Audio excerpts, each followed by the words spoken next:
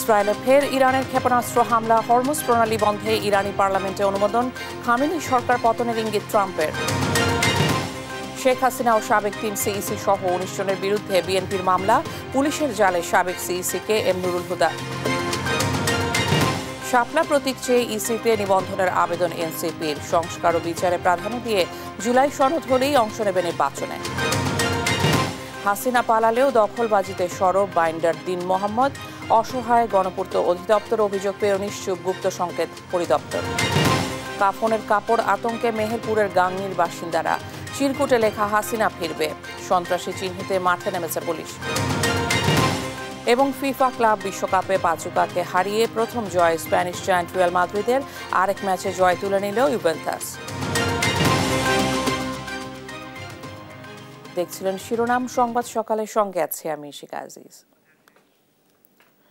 শুরুতেই Iran Israel যুদ্ধ প্রসঙ্গ।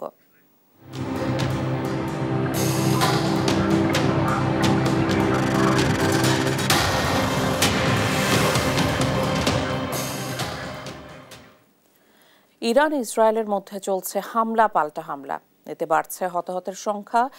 এমন পরিস্থিতিতে ইরানে আয়াতুল্লাহ আলী খামেনি নেতৃত্বাধীন সরকারের পতনের ইঙ্গিত দিয়েছেন যুক্তরাষ্ট্রের প্রেসিডেন্ট ডোনাল্ড ট্রাম্প। এদিকে ফোন আলাপে ইরানের পরমাণু সমৃদ্ধির পথ রোধ করতে একমত হয়েছেন যুক্তরাজ্যের প্রধানমন্ত্রী কিয়ার স্টারমার ও ট্রাম্প। সেই সঙ্গে সংঘাত না বাড়াতে ইরানের প্রতি আহ্বান জানিয়েছে জার্মানি, ফ্রান্স এবং যুক্তরাজ্য। রায়হান কবির শুভ্র রিপোর্ট। ইরান ও ইসরায়েলে অব্যাহত রয়েছে হামলা পাল্টা হামলা, এতে ঘটছে হতাহতের ঘটনা, বাড়ছে ক্ষয়ক্ষতির পরিমাণ। স্থানীয় সময় সোমবার দখলদার ইসরায়েলকে লক্ষ্য করে মিসাইল ছুড়েছে ইরান, এ তথ্য নিশ্চিত করেছে ইসরায়েলি প্রতিরক্ষা বাহিনী আইডিএফ। এগুলো ভূপাতিতের প্রস্তুতি নেওয়া হচ্ছে বলেও জানায় তারা। এ সময় ইসরায়েলে বেজে ওঠে সাইরেন। হামলা থেকে প্রাণে বাঁচতে দ্রুত সময়ের মধ্যেই উত্তর ইসরায়েল ও অধিকৃত জেরুজালেমের বাসিন্দাদের নিরাপদ আশ্রয়ে সরে যেতে নির্দেশ দিয়েছে আইডিএফ। ইরান জুড়ে কয়েক ডজন সামরিক লক্ষ্যবস্তুতে হামলা চালানোর দাবি করে ইসরায়েলি প্রতিরক্ষা বাহিনী। প্রথম দফার হামলায় নিশানা করা হয় ইয়াজদ অঞ্চলের একটি কৌশলগত ক্ষেপণাস্ত্র সদর দপ্তর। এরপর হামলা চালানো হয় ইস্পাহান, বুশহর ও আহওয়াজের সামরিক স্থাপনায়। এতে ঘটে হতাহতের ঘটনা। যুক্তরাষ্ট্রের হামলা ঘিরে ইরানি বিক্ষোভে ফুঁসে উঠেছে জনগণ। রোববার প্রতিবাদে রাস্তায় নেমে এসেছেন হাজারো মানুষ। পরে সেখানে যোগ দেন প্রেসিডেন্ট মাসুদ পেজেশকিয়ান। এদিকে ইরানের বর্তমান শাসন ব্যবস্থা নিয়ে আবারও মুখ খুলেছেন মার্কিন president Donald Trump. Truth social অ্যাকাউন্টে দেওয়া এক পোস্টে তিনি প্রশ্ন করেন, ইরান যদি আবার মহান হতে না পারে তাহলে কেন এই শাসন ব্যবস্থা বদলানো হবে না? ট্রাম্পের এই বক্তব্যকে তার প্রশাসনের আগের অবস্থান থেকে সরে আসার ইঙ্গিত হিসেবে দেখছেন অনেকেই। মধ্যপ্রাচ্যের পরিস্থিতি নিয়ে রোববার ফোন আলাপে অংশ নেন যুক্তরাজ্যের প্রধানমন্ত্রী কিয়ার স্টারমার ও ট্রাম্প। এ সময় ইরানকে কোনোভাবেই পারমাণবিক অস্ত্র তৈরি করতে না দেওয়ার বিষয়ে ঐকমত্য পোষণ করেন এই দুই নেতা। সংঘাত না বাড়াতে ইরানের প্রতি আহ্বান জানিয়েছে জার্মানি, ফ্রান্স এবং যুক্তরাজ্য। রোববার এক যৌথ বিবৃতিতে ইরানকে সতর্ক করে তারা। রায়হান কবির শুভ্র, নিউজ ডেস্ক, দেশ টিভি। মার্কিন বিমান হামলার জবাবে ইরানের হরমুজ প্রণালী বন্ধের ঘোষণা দিয়েছে ইরান। এ বিষয়ে অনুমোদন দিয়েছে দেশটির পার্লামেন্ট। ইরানের পারমাণবিক স্থাপনায় মার্কিন সামরিক হামলার প্রতিক্রিয়ায় হরমুজ প্রণালী বন্ধ করেছে। পারস্য উপসাগর ও ওমান উপসাগরের মধ্যে সংযোগকারী হরমুজ প্রণালী তেল ও গ্যাস সরবরাহ করা হয়। গুরুত্বপূর্ণ তেল পরিবহন রুট হরমুজ প্রণালী বন্ধের কারণে এই অঞ্চলে উত্তেজনা আরও বাড়বে। বিশ্বের প্রায় 20% তেল ও গ্যাস সরবরাহ ব্যাহত হওয়ার ঝুঁকি থাকবে। ইরানে হামলার পর বিশ্বব্যাপী জ্বালানি বাজারগুলি ইতিমধ্যেই অস্থির হয়ে উঠেছে। তেলের দাম 10% বেড়ে ব্যারেল প্রতি দাম এখন $77।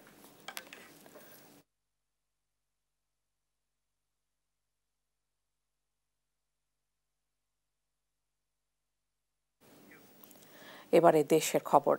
গেল 3টি জাতীয় নির্বাচনে অনিয়মের অভিযোগ এনে রাজধানীর শেরেবাংলা নগর থানায় মামলা করেছে বিএনপি। সকালে বিএনপির একটি প্রতিনিধি দল থানায় গিয়ে এই মামলাটি করে। এর আগে প্রধান নির্বাচন কমিশনারের সঙ্গে সাক্ষাৎ করেন তারা। বারবার অভিযোগের পরও কার্যকর ব্যবস্থা না নেওয়ায় মামলা করতে হয়েছে বলে জানান বিএনপি নেতারা। তারেক মাহমুদ সুজনের সহযোগিতায় এম এ আজিমের রিপোর্ট। 2014 সালের জাতীয় নির্বাচনে ভোট জালিয়াতি, 18 নির্বাচনে রাতের ভোট আর 24 নির্বাচনের অনিয়ম নিয়ে বারবারই প্রশ্ন তুলে আসছে বাংলাদেশ জাতীয়তাবাদী দল বিএনপি। রোববার সকালে বিএনপির জাতীয় নির্বাহী কমিটির সদস্য সালাউদ্দিন খানের নেতৃত্বে এ বিষয়ে অভিযোগ জানাতে আবারও নির্বাচন কমিশনে যান বিএনপির একটি প্রতিনিধি দল। এ সময় বিএনপি নেতারা জানান, বারবার অভিযোগ করার পরেও তৎকালীন সিএসি ও সংশ্লিষ্টদের বিরুদ্ধে কার্যকর কোনো পদক্ষেপ নেয়নি সরকার। আওয়ামী লীগের তরফ থেকেই আপনার প্রার্থী দিয়ে এবং জাতীয় পার্টি এই কাদেরকে কয়েকটা সিট দিয়ে একটা প্রহসন নাটক সাজিয়ে ভোট করেছে। এই যে ভোট তারা করেছে, নির্বাচন কমিশনার সহ তার সহযোগীরা, তাদের বিষয় নিয়ে আমরা একটা অভিযোগ নিয়ে থানায়, এবং দুটি অভিযোগ আমরা প্রধান নির্বাচন কমিশনার, বর্তমান প্রধান নির্বাচন কমিশনার, এই মাননীয় প্রধান কমিশনার এবং মাননীয় আপনার সচিব সাহেব ওখানে উপস্থিত ছিলেন, তাদের কাছে আমরা এই জমা দিলাম। পরে প্রতিনিধি দলের সদস্যরা যান রাজধানীর শেরেবাংলা নগর থানায়। সেখানে 2014 সালের নির্বাচনের তৎকালীন সিএসি কাজী রকিবউদ্দিন আহমেদ, 2018 সালের নির্বাচনে তৎকালীন সিএসি AKM নুরুল হুদা ও 2024 সালের নির্বাচনের তৎকালীন প্রধান নির্বাচন কমিশনার কাজী হাবিবুল আউয়াল সহ 24 জনের নাম উল্লেখ করে একটি মামলার আবেদন করেন তারা। হাসিনা সাবেক যে স্বৈরশাসক যে দিনের ভোট রাতে করে প্রধানমন্ত্রী দাবি করেছে, তার বিরুদ্ধে সহ আমরা একটি মামলার এজাহারের কপি নিয়ে এসেছি। তখন সেই নির্বাচন কমিশনার ওই অভিযোগগুলো আমাদের কোনো অ্যাকশন নেয়নি, সেগুলোর ছায়ালিপি সহ আলামত হিসাবে সহ আমরা মূল একটা এফআইআর ভারপ্রাপ্ত কর্মকর্তা শেরেবাংলা নগর বরাবর আমরা জমা দেব। মামলার আবেদনে 2018 সালে একাদশ জাতীয় সংসদ নির্বাচনে বিএনপি ও ঐক্যফ্রন্টের নেতাকর্মীদের গ্রেপ্তার, গুরুতর জখম ও হত্যার অভিযোগও করা হয়। এ সময় অভিযোগ খতিয়ে দেখা হবে বলে জানান শেরেবাংলা নগর থানার ওসি। এম এ আজিম, দেশ টিভি, ঢাকা। রাজধানীর উত্তরা থেকে সাবেক প্রধান নির্বাচন কমিশনার সিইসি এম নুরুল হুদাকে গ্রেপ্তার করেছে পুলিশ। রোববার সন্ধ্যায় তাকে উত্তরা পশ্চিম থানায় নেওয়া হয়। এর আগে সকালে শেরেবাংলা নগর থানায় দশম, একাদশ ও দ্বাদশ সংসদ নির্বাচন পরিচালনাকারী কাজী রকিবউদ্দিন আহমদ, এম নুরুল হুদা ও কাজী হাবিবুল আউয়াল কমিশনের বিরুদ্ধে মামলা করে বিএনপি। দলের জাতীয় নির্বাহী কমিটির সদস্য সালাউদ্দিন আহমদ মামলাটি করেছেন। মামলায় এতে সাবেক 3 প্রধান নির্বাচন কমিশনার সহ 24 জনকে আসামি করা হয়। পরে সন্ধ্যায় তাকে পুলিশ হেফাজতে নেওয়া হয়।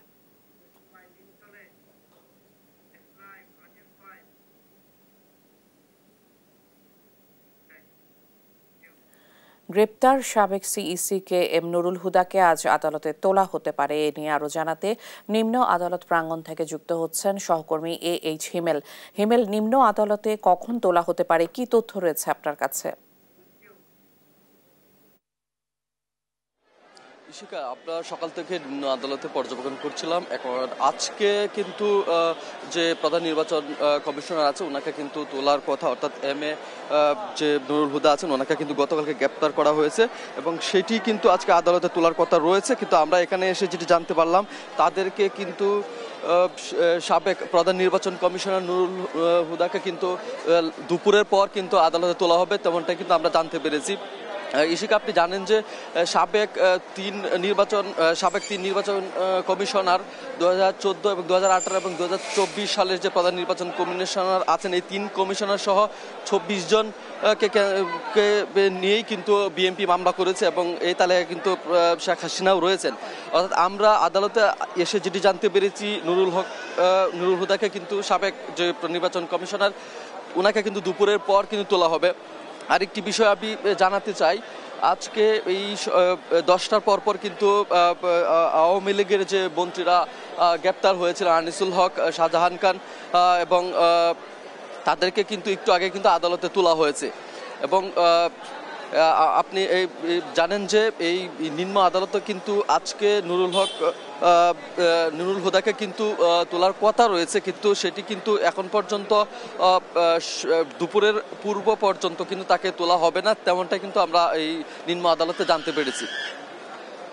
আওয়ামী লীগের যে যাদের যে নেতারা ছিলেন অর্থাৎ যে মন্ত্রীরা ছিলেন তাদেরকে কিন্তু একটু আগেই তোলা হয়েছে এবং এই বিষয়টি ছিল এখানকার সর্বশেষ অর্থাৎ নুরুল হুদা অর্থাৎ সাবেক যে নির্বাচন কমিশনার নুরুল হুদাকে আজকে তোলার কথা, উনি কিন্তু দুপুরের পর কিন্তু আদালতে তোলা হবে, এমনটাই কিন্তু এখানকার আদালত থেকে আমরা সর্বশেষ পরিস্থিতি জানতে পেরেছি। ইশিকা। হিমেল, অনেক ধন্যবাদ আপনাকে। নিম্ন আদালত থেকে বিস্তারিত জানাচ্ছিলেন সহকর্মী।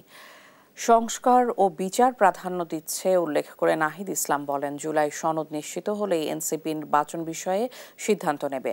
দেশের জনগণ এবার ব্যালট বিপ্লবের মাধ্যমে ছাত্র জনতার দল এনসিপিকে ক্ষমতায় নিয়ে আসবে বলে মন্তব্য করেছেন দলের মুখ্য সমন্বয়ক নাসির উদ্দিন পাটোয়ারি। বিস্তারিত শিউলি রায়ের রিপোর্টে। রোববার বিকেলে নির্বাচন কমিশনে ত্রয়োদশ জাতীয় সংসদ নির্বাচনে অংশগ্রহণের জন্য নতুন দলের নিবন্ধনের সময়সীমা শেষ দিনে দলের মুখ্য সমন্বয়ক নাসির উদ্দিন পাটোয়ারির নেতৃত্বে নিবন্ধনের আবেদনপত্র জমা দেয় জাতীয় নাগরিক পার্টি। পরে সাংবাদিকদের জানান, কমিশনের নির্ধারিত সব শর্ত পূরণ করা হয়েছে। বলেন, ছাত্র জনতার দল আগামী নির্বাচনে জয়লাভ করে জনগণের আশা আকাঙ্ক্ষা পূরণ করবে।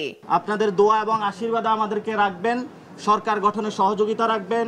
ইনশাল্লাহ আমরা এই সরকার গঠন করেই বাংলাদেশে যে জরাজীর্ণ ফেসিবাদী যে বন্দোবস্ত রয়েছে এটাকে বিলোপ করে নতুন একটি সেটেলমেন্টের মধ্যে শক্তিশালী একটি বাংলাদেশ গঠন করব। এই সময় দলের সদস্য সচিব জানায়, প্রতীক হিসেবে শাপলা চেয়েছে দলটি। 3টি প্রতীককে দলের প্রতীক হিসেবে আমরা আবেদন করেছি, কিন্তু আমাদের দলের প্রতীক হিসেবে নির্বাচন কমিশনের থেকে আমাদের প্রত্যাশা হলো নির্বাচন কমিশন দলের প্রতীক হিসেবে আমাদেরকে শাপলা বরাদ্দ প্রদান করবে। তার কিছুক্ষণ পর আরও নথি নিয়ে আবারও নাহিদ ইসলামের নেতৃত্বে কমিশনে আসে দলের নেতাকর্মীরা। এই সময় নাহিদ জানায়, নির্বাচনের জন্য পূর্ণ প্রস্তুতি থাকলেও সংস্কার ও বিচারকেই প্রাধান্য দিচ্ছে এনসিপি। এখনো প্রধান প্রায়োরিটি, প্রধান কাজের জায়গাটা হচ্ছে সংস্কার এবং যে বিচার, সেই বিচারগুলো নিশ্চিত করা এবং গণঅভ্যুত্থানের যে আকাঙ্ক্ষা ছিল, এবং আমরা জানি যে আপনারা জানেন যে জুলাই আসতেছে সামনে, এবং সেই জুলাই মাসে যাতে আমরা আমাদের সে গণঅভ্যুত্থানের আকাঙ্ক্ষাগুলোর যে বাস্তবায়ন, এবং গত এক বছরের মধ্যে আমরা আসলে কেন পারলাম না, আমাদের সীমাবদ্ধতাগুলো কি, এবং এই সরকার থাকা অবস্থায় সামনের সময়গুলো আমরা কিভাবে কাজে লাগিয়ে সেই দাবিগুলো পূরণ করব, সে বিষয়ে আমরা কাজ করব। শেষ দিনে অর্ধ শতাধিক দল নিবন্ধনে আবেদন করে। জনতা পার্টি মহাসচিব শওকত মাহমুদ বলেন, রাজনৈতিক বিধিমালায় যে শর্ত দেওয়া হয়েছে সব প্রতিপালন করেই নিবন্ধনের জন্য জমা দেওয়া হয়েছে। রাজনৈতিক দল নিবন্ধন বিধিমালা যেটা, সেই বিধিমালা 2008-এর, যেটা পরে 2012-তে সংশোধিত হয়েছে, সেই বিধিমালায় যেসব শর্তের কথা বলা হয়েছে সেই সকল শর্ত প্রতিপালন করেই আমরা আবেদনপত্র জমা দিয়েছি। এছাড়া আমজনতা পার্টি, ন্যাশনাল ডেমোক্রেসি পার্টি, জনতা দল সহ আবেদনকারী সব রাজনৈতিক দল নিজ নিজ দলের নিবন্ধন পাবে বলে আশা প্রকাশ করেন। আমরা বিশ্বাস করি গণতন্ত্র, আমরা বিশ্বাস করি বহুদলীয় গণতন্ত্র। যেই আশা আকাঙ্ক্ষা নিয়ে আমরা জনতা দল সৃষ্টি করেছি তার নিবন্ধনের জন্য আজকে আনুষ্ঠানিকভাবে আমরা জমা করলাম। এই ধাপে প্রায় 150 রাজনৈতিক দল নিবন্ধনের জন্য আবেদন করে। শিউলি রায়, দেশ টিভি, ঢাকা। হাসিনা পালালেও অবৈধ দখল ছাড়েনি হাসিনার গণভবনের সাবেক সিনিয়র বাইন্ডার দীন মোহাম্মদ। মতিঝিল সরকারি কলোনির মধ্য দিয়ে তিনি গড়ে তুলেছেন বস্তিঘর। উচ্ছেদ নোটিশ করায় আরও হুমকি থামকি দিয়ে যাচ্ছেন গণপূর্ত অধিদপ্তরের কর্মচারীদের। গুপ্ত সংকেত পরিদপ্তরকে বিষয়টি জানানো হলেও কোনো ব্যবস্থা নেয়নি তারা। M A আজিমের report. গণভবনে হাসিনার সিনিয়র বাইন্ডার ছিলেন দীন মোহাম্মদ। গণভবনের একজন কর্মচারী হয়েই তিনি যেন ক্ষমতা রাখেন প্রধানমন্ত্রীর। অবসরে গিয়েও তিনি থাকেন মতিঝিল সরকারি কলোনিতে। কলোনির মধ্যে টিনের ছাপরা দিয়ে গড়ে তুলেছেন একাধিক বস্তিঘর, যা রীতিমতো ভাড়া দেন দীন মোহাম্মদ। আপনারা কয় টাকা ভাড়া দেন? আমি কারেন্টের খরচ দিই আর কি। বিদ্যুৎ সংযোগ কে দিছে? উনি দিছে। সরকারি কলোনির মধ্যে তোলা ঘরগুলোর বিদ্যুৎ সংযোগও দেয়া হয়েছে দীন মোহাম্মদের সরকারি বাসভবন থেকে। তার দখল থাবা থেকে বাদ পড়েনি কলোনির পানির পাম্পটিও। দিন মোহাম্মদের দখল অপসারণে 2013 সালেই নোটিশ করে গণপূর্ত অধিদপ্তর। তবে গণভবনের ক্ষমতাকে কাজে লাগিয়ে 12 বছরেও কোনো নোটিশের তোয়াক্কা করেনি তিনি। উল্টো পাম্প চালককে দিয়ে আসছেন হুমকি ধামকি। সে আমার পাম্পের যা এরিয়া আছে উনি দখল করে একের পর এক ঘর তুলে ভাড়া প্রদান করে আসতেছে দীর্ঘ অনেক বছর। কিন্তু আমার অফিস থেকে চিঠি দেওয়ার পরেও সে অফিস থেকে তোয়াক্কা তো করেই না, ভাঙেও না, অপসারণও করে না। উনি হচ্ছে গণভবনে চাকরি করে, শেখ হাসিনার পিয়ন। এই জন্য মনে করেন সে আমাদের অফিসে গণপূর্ত বিভাগে তোয়াক্কা করে না, কিছু মনেই করে না, ওর কাছে ডন কেয়ার, বিষয়টা এমন। তবে ভাড়া দেওয়ার বিষয়টি অস্বীকার করলেও কাজের লোকের জন্য ঘর তুলেছেন বলে স্বীকার করেন দিন মোহাম্মদ। গণভবনের কথা জানতে চাইলে সটকে পড়েন তিনি। না, দেখছি যে আপনার ঘর থেকে বিদ্যুৎ লাইন এখনো দেওয়া, তাহলে আপনি যদি আগের যে করেছে সেটা যদি দোষারোপ করেন, তাহলে আপনি এখনো কেন বিদ্যুৎ সংযোগ দিয়ে রাখছেন? বিদ্যুৎ কাজের একটা বুয়া থাকে না, তারা কিন্তু সেটা বলেনি। আপনি যেটা বলছেন না, তাদের কথার সাথে কিন্তু মিল নাই। কি বলছে? আপনার কাজের বুয়া থাকে সেটা কিন্তু তারা বলেনি। আচ্ছা, কি বলছে? এখন আমার কথা হচ্ছে যে ধরেন আমরা যেটা দেখলাম যে আপনাকে গণপূর্ত থেকেও একাধিক নোটিশ করা হয়েছে, কিন্তু তারপরেও আপনি এই ভবনগুলো অপসারণ করছেন না, কোচিং সেন্টারে ভাড়া ভাঙে দিতে চাইছে, ভাঙে দে। আমি এরা করিনি, ওরা চিঠি দিয়েছে তো ভাঙে দিতে চাইছে, ওরা ভাঙে দে। আপনি কি গণভবনের দায়িত্বে এসেছিলেন? গণভবনে চাকরি করতেন? আমি প্রতিরক্ষা মন্ত্রণালয়ের গুপ্ত সংকেত। সে ডিউটিটা কোথায় ছিল? দিন মোহাম্মদের এমন ক্ষমতার অপব্যবহার সম্পর্কে গুপ্ত সংকেত পরিদপ্তরকেও জানিয়েছে গণপূর্ত অধিদপ্তর। তবে তাদের পদক্ষেপ সম্পর্কে জানতে গেলে ক্যামেরার সামনে কথা বলেননি কেউ। মোবাইল ফোনে জানান তাদের অবহিত করা হয়েছে, ব্যবস্থা নিতে বলেনি গণপূর্ত, তাই তারা কোনো ব্যবস্থা গ্রহণ করেননি। গণপূর্ত তো আমাদেরকে ওইভাবে কোনো ব্যবস্থা গ্রহণ করতে বলেনি। গণপূর্ত আমাকে বিষয়টা অবগত করছে। তো অবগত করা আর কার্যক্রম গ্রহণ করা দুইটার মধ্যে পার্থক্য আছে না? হাসিনা পালালেও হাসিনার গণভবনের কর্মচারী দিন মোহাম্মদের কাছে যেন এখনো অসহায় গণপূর্ত অধিদপ্তর। এম এ আজিম, দেশ টিভি, ঢাকা। নেত্রকোনার কেন্দুয়ায় শান্তিকোনা ইউনিয়ন বিএনপির সাধারণ সম্পাদককে কুপিয়ে জখম করেছে দলীয় প্রতিপক্ষের লোকজন। রোববার সন্ধ্যায় শান্তিকোনা ইউনিয়নের ডাউকি গ্রামে মসজিদের সামনে এই ঘটনা ঘটে। স্থানীয়রা জানান, আধিপত্য বিস্তারকে কেন্দ্র করে সম্প্রতি শান্তিকোনা ইউনিয়ন বিএনপির সাধারণ সম্পাদক রকুন ভূঁইয়ার ভাতিজা সজীবের সাথে একই এলাকার বিএনপি সমর্থক তাইজ্জত আলীর ছেলে রাকিবের কথা কাটাকাটি হয়। এরই জেরে রোববার অটোরিকশা দিয়ে বাড়ি যাওয়ার সময় রকুন ভূঁইয়াকে কুপিয়ে গুরুতর জখম করে তাইজ্জত আলীর লোকজন। ঘটনার পরপরই এর প্রতিবাদে বিক্ষোভ মিছিল করে ইউনিয়ন বিএনপি সহ অঙ্গ সংগঠনের নেতারা।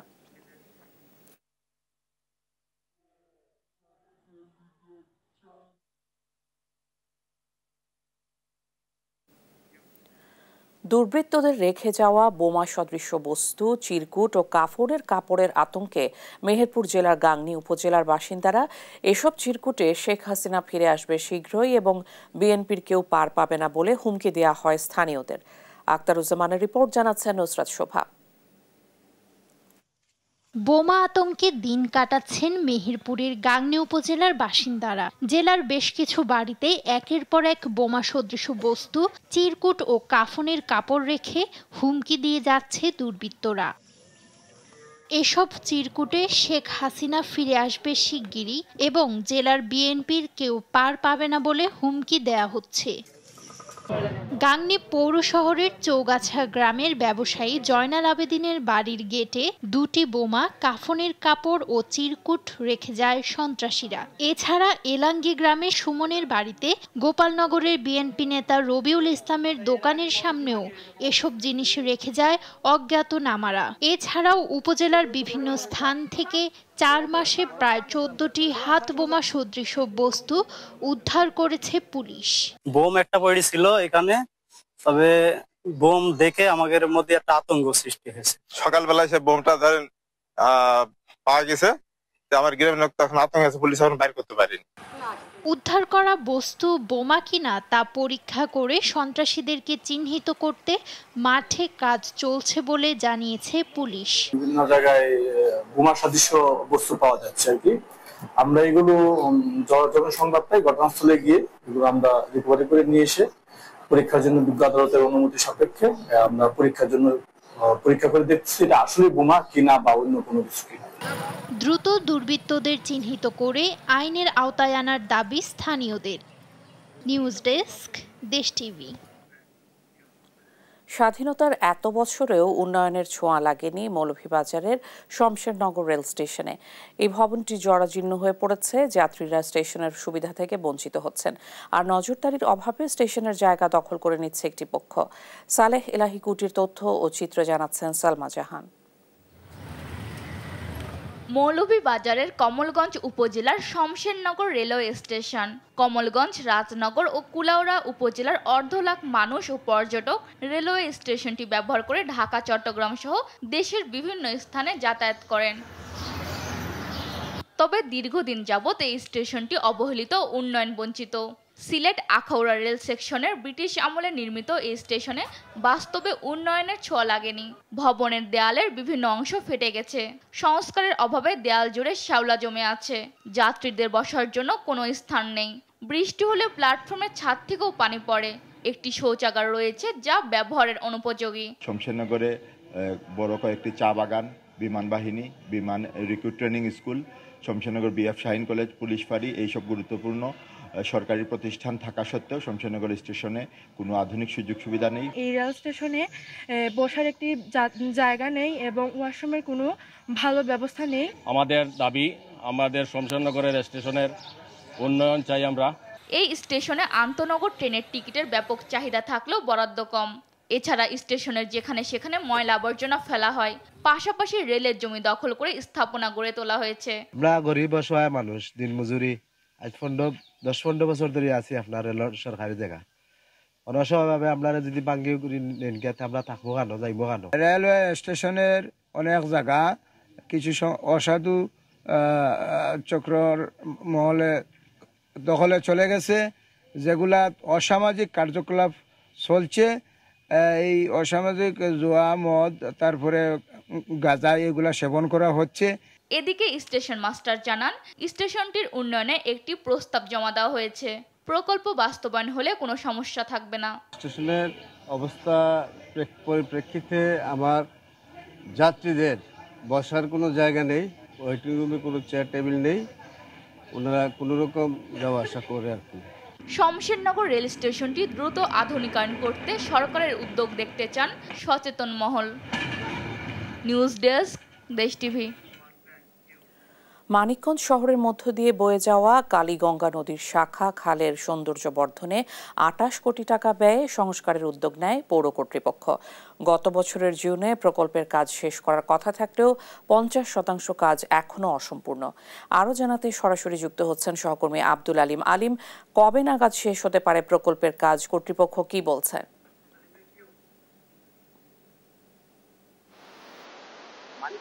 পৌর শহরের নেতৃত্বে কালীগঙ্গা নদীর এই শাখা খালটি প্রবাহিত, এই খালটি সৌন্দর্য বর্ধিত খাল হিসেবে পরিচিত মানিকগঞ্জ পৌরবাসীর কাছে। কিন্তু এই সৌন্দর্য বর্ধিত খালটি কিন্তু ময়লার ভাগাড়ে পরিণত হয়েছিল। পরবর্তীতে 23-24 অর্থ বছরে 28 কোটি টাকা ব্যয়ে এই খালটি সংস্কারের উদ্যোগ নেয় পৌর কর্তৃপক্ষ। তো এই ঠিকাদারের নির্দিষ্ট সময়ে গত জুনে শেষ হলেও পরবর্তীতে আবার এই বছরের সেপ্টেম্বর পর্যন্ত সময় বর্ধিত করে, কিন্তু এই খাল সংস্কারের যে কাজটি যেটুকু হয়েছে তাতে 50% কাজ হয়েছে বলে আমরা জানতে পেরেছি। কিন্তু এই 5ই আগস্টের পর আওয়ামী সরকার পতনের পর যে ঠিকাদার ছিল জেলা আওয়ামী লীগের যুগ্ম সাধারণ সম্পাদক, তিনি গা ঢাকা দেওয়ার কারণে এই কাজটি থমকে যায়। পরবর্তীতে পৌর কর্তৃপক্ষ তাদের প্রতিনিধির সাথে যোগাযোগ করে কাজ শুরু করে, কিন্তু যে ভাবে কাজ হচ্ছে যে কাজটি একেবারেই ধীরগতিতে হচ্ছে। তো পৌরবাসী আরেকটি অভিযোগ করেছেন যে যেভাবে কাজ হওয়ার কথা ছিল সেভাবে কাজ হচ্ছে না, এবং কাজটি নিম্নমানের কাজেরও কিন্তু অভিযোগ রয়েছে। যে এই খালের যে দুই পাশের যে ব্লক এবং যে একটি রাস্তা হওয়ার কথা ছিল সেই রাস্তাটিও কাজটা ভালো মতো হচ্ছে না এবং নিম্নমানের কাজ হচ্ছে এবং যে ব্লকটি দিচ্ছে সেই ব্লকগুলো যদি পানি মুষলধারে বৃষ্টি হয় এবং যদি খালে পানি চলে আসে তাহলে অনেক জায়গায় কিন্তু ধসে পড়বে বলে জানিয়েছে। এছাড়া কিন্তু খাল কিন্তু দখল এর একটা বিষয় রয়েছে, কিন্তু সেই দখলগুলো কিন্তু উচ্ছেদ করেনি, সেই দখল অবস্থায় কিন্তু এই কাজটি পরিচালনা করছে। তো আমরা কথা বলেছি পৌর কর্তৃপক্ষের সাথে, যে পৌর নির্বাহী কর্মকর্তা বজলুর রহমান রয়েছে তার সাথে, তিনি যেটি আমাদের জানিয়েছেন যে ঠিকাদার অন্যত্র থাকার কারণে তার প্রতিনিধিদের মাধ্যমে কাজটি যেভাবে হোক তারা করানোর চেষ্টা করছে, যে কাজের মান যত খারাপ না হয় সেই জন্য তারা তদারকি করছেন, নিয়মিত তদারকি করছেন। কিন্তু তারা বলছেন যে ভাবে যে নকশা এবং যে শিডিউল যেভাবে দেওয়া হয়েছে সেভাবে তারা কাজ আদায় করে নেবেন এবং বলে তার পৌর কর্তৃপক্ষ জানিয়েছেন। তো মানিকগঞ্জ পৌরবাসী এবং যে স্থানীয় সুশীল সমাজ রয়েছে তাদের দাবি যে এই খালকে ঘিরেই প্রতি বছরই লাখ লাখ টাকার প্রকল্প নেওয়া হয়, কিন্তু তার সুফল কিন্তু পৌরবাসী পায়নি। তো এই বছরই সর্বোচ্চ বাজেটের একটি প্রকল্প নেওয়া হয়েছে, যে এই প্রকল্পটি যেন যথাযথ বাস্তবায়ন হয় তার দাবি জানিয়েছেন। তো ইশিকা, এই ছিল আমার কাছে মানিকগঞ্জের যে সৌন্দর্যবতী যে পৌর খালটি রয়েছে তার সংস্কারের যে কাজ নিয়ে যে অনিয়ম এবং যে ধীরগতি তার সর্বশেষ খবর। আলিম, অনেক ধন্যবাদ আপনাকে। মানিকগঞ্জে অসম্পূর্ণ প্রকল্পের কাজ নিয়ে বিস্তারিত জানছিলাম সহকর্মীর কাছে। সাভারের আশুলিয়ায় ড্রেনেজ অব্যবস্থাপনায় প্রায় সৃষ্টি হয় জলাবদ্ধতার। আরও জানাতে সরাসরি যুক্ত হচ্ছেন সহকর্মী দেওয়ান ইমন। ইমন, এই জলাবদ্ধতা নিরসনে কর্তৃপক্ষ কোনো ব্যবস্থা নিয়েছে কিনা বিস্তারিত জানাবেন। আপনাকে ধন্যবাদ। আমি এই মুহূর্তে রয়েছি আশুলিয়ার জামগড়া এলাকায় এবং এই এলাকার আঞ্চলিক যে সড়কগুলো রয়েছে সেই সড়কগুলোর কিছুটা বৃষ্টি হলেই দেখতে পাচ্ছেন যে এই অবস্থায় কিন্তু পরিণত হয়। এটির মূল কারণ হচ্ছে যে এখানে কিন্তু দীর্ঘদিন যাবৎ এই জলাবদ্ধতা লেগে থাকার মূল কারণ হচ্ছে এখানে পরিকল্পিত কোনো ড্রেনেজ ব্যবস্থা নাই, যে কারণে কিন্তু এই যে শিল্পাঞ্চল আশুলিয়া, এখানে যেহেতু অসংখ্য শিল্প কলকারখানা রয়েছে, এই সমস্ত শিল্প কলকারখানায় যে সমস্ত বায়ার এবং প্রতিনিয়ত যে শ্রমিকরা এই সড়কগুলো ব্যবহার করেন তারা কিন্তু নানা ধরনের দুর্ভোগ তাদের কিন্তু এই সড়কের কারণে পোহাতে হয়। এবং এখানে কিন্তু এই যে বৃষ্টির পানিতে যেই জলাবদ্ধতা সৃষ্টি হয়েছে, এটি কিছুক্ষণ বৃষ্টি বৃদ্ধি পেলে কিন্তু এটি আরো এখানে এই জলাবদ্ধতা কিন্তু আরো প্রকট আকারে এখানে রূপ ধারণ করে। এবং এখানে যারা ব্যবসায়ী রয়েছেন তারা যেটি বলছিলেন কিছুক্ষণ আগে আমাদেরকে, যে এই যে জলাবদ্ধতার কারণে কিন্তু এখানে যেহেতু মানুষজন চলাচল করতে পারছে না এই সড়কটি দিয়ে, সেই কারণে কিন্তু এখানে যারা ব্যবসায়ী রয়েছেন বেশিরভাগ দোকানপাট গুলোকে কিন্তু দেখতে পাচ্ছেন যে এরা কিন্তু বন্ধ রয়েছে, কারণ এখানে যেহেতু মানুষজন আসতে পারে না ওইভাবে, তাই বেচা বিক্রি নাই। সে কারণে কিন্তু এখানে ব্যবসা প্রতিষ্ঠানগুলো কিন্তু লসের মুখে কিন্তু দিনের পর দিন কিন্তু বন্ধ রাখছে। এছাড়া কিন্তু এখানে যেহেতু শিক্ষা প্রতিষ্ঠান রয়েছে, এখানে যে শিক্ষার্থীরা এই সড়কটি ব্যবহার করে যারা তাদের যে শিক্ষা প্রতিষ্ঠানে আসতে গিয়ে কিন্তু প্রতিনিয়ত তারা কিন্তু তাদের যে স্কুল ড্রেস থেকে শুরু করে এখানে কিন্তু রিক্সা থেকে পড়ে গিয়ে নানা ধরনের দুর্ঘটনায় কিন্তু তারা সম্মুখীন হন। এই বিষয়টি নিয়ে আমরা কিছুক্ষণ আগে যে উপজেলা ইঞ্জিনিয়ার যিনি রয়েছেন তার সাথে কথা বলছিলাম, যে তারা কবে নাগাদ এটির উদ্যোগ নেবেন বা কেন তারা এখনো পর্যন্ত পরিকল্পিত কোনো ড্রেনেজ ব্যবস্থা বা রাস্তার সংস্কারে কেন এগিয়ে আসছেন না সেই বিষয়ে জানতে চেয়েছিলাম।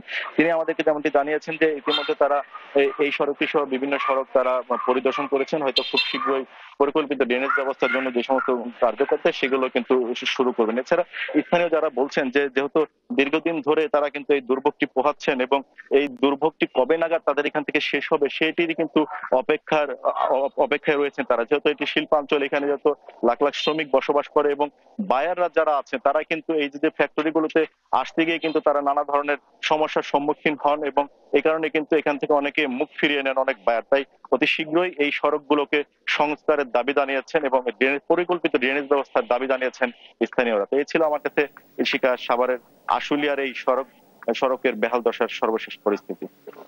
ইমন, অনেক ধন্যবাদ আপনাকে। সাভারের আশুলিয়ায় সৃষ্টি হয়েছে জলাবদ্ধতা, অব্যবস্থাপনা, ড্রেনেজ ব্যবস্থার কারণে। সর্বশেষ তথ্য জানছিলাম সহকর্মীর কাছে।